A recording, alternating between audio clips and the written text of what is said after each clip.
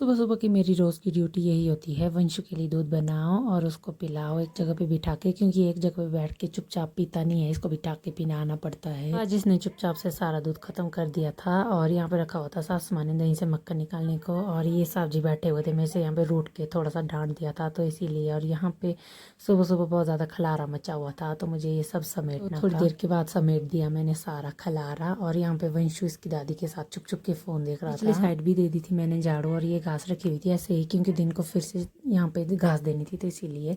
और दिन के वक्त चली गई थी लाइट तो मशीन भी बंद हो गई थी और ये अभी तक हुआ नहीं था। और आज मैं वंशु को बहुत दिन के बाद स्कूल भेज रही थी, बर्फ़ आने के बाद इसको स्कूल भेजा ही नहीं था, तो आज मैं इसको स्कूल के लिए रेडी कर रही थी। सिर्फ हाथ मुँह ही धुलाए, बर्फ़ में नहाने के लिए थोड़ी ठंड थी इसीलिए मुँह ही धुलाया। और बहुत दिनों के बाद स्कूल पहुँच के ये दोनों बहुत खुश हो गए थे एक दूसरे से मिलके, और ये इसका पीछा कर रहा था। यहाँ पे लड़ाई भी कर रहे थे साथ साथ में।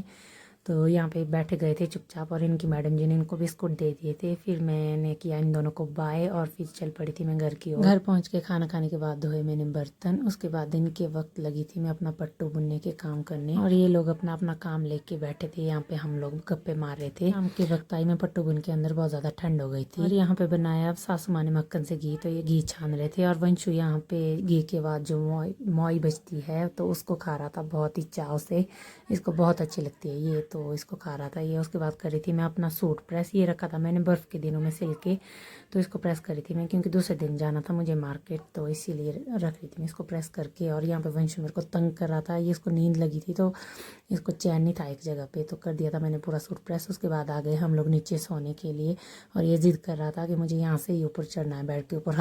आते ही इसके पापा के ऊपर कूदने लग गया। तो आज के ब्लॉग में बस इतना ही, मिलते हैं नेक्स्ट ब्लॉग में। Thanks for